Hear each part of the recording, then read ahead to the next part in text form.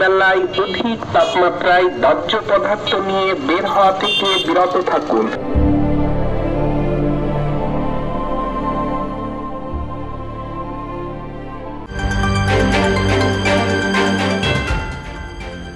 বাংলাদেশে যেভাবে ৮৪ জনের প্রাণহানি তাপদাহে। দিনের বেলায় অধিক তাপমাত্রায় দাহ্য পদার্থ নিয়ে বের হওয়া থেকে বিরত থাকুন। বাংলাদেশের মানুষ গত ৭৬ বছরে এমন তাপপ্রবাহ দেখেনি। তীব্র গরমে সব পুড়ে যাচ্ছে। সুস্থ মানুষ কর্মস্থলে গিয়ে হঠাৎ করে হৃদযন্ত্র বন্ধ হয়ে মারা যাচ্ছেন। এমন মৃত্যুর সংখ্যা ১০ দিনে ৮৪ জন বলে রেকর্ড করা হয়েছে। কর্মজীবী নিম্ন আয়ের মানুষ এই তাপদাহের শিকার হচ্ছেন বেশি।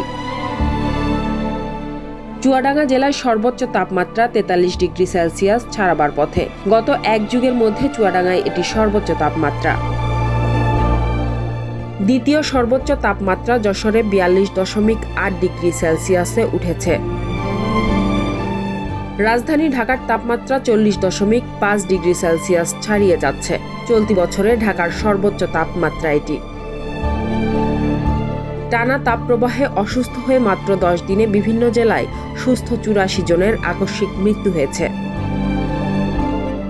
মে মাসে সারা দেশে বৃষ্টির আভাসের কথা বলা হলেও বর্তমান তাপপ্রবাহ আরও কয়েকদিন অব্যাহত থাকার আশঙ্কা রয়েছে। রাজশাহী বিভাগের কিছু কিছু জায়গায় এই বিদ্যমান তাপপ্রবাহ মৃদু থেকে মাঝারি আকারে অব্যাহত থাকতে পারে, কারণ ওই সব অঞ্চলে বৃষ্টিপাতের প্রবণতা তুলনামূলকভাবে কম আছে। দেশের সর্বোচ্চ তাপমাত্রা চুয়াডাঙ্গায় ৪৩, পাবনার ঈশ্বরদীতে ৪২.৫, যশোরে ৪২.৮, রাজশাহীতে ৪২.৬ ডিগ্রি সেলসিয়াস রেকর্ড করা হয়েছে।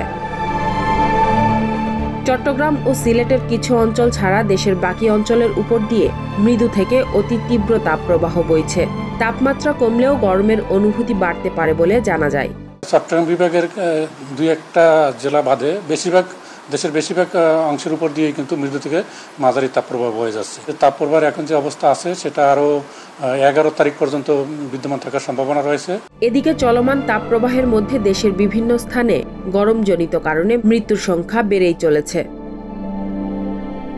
এছাড়া হাসপাতাল ও চিকিৎসকদের ব্যক্তিগত চেম্বারে গরমজনিত কারণে অসুস্থ রোগীর সংখ্যা দ্রুত বাড়ছে।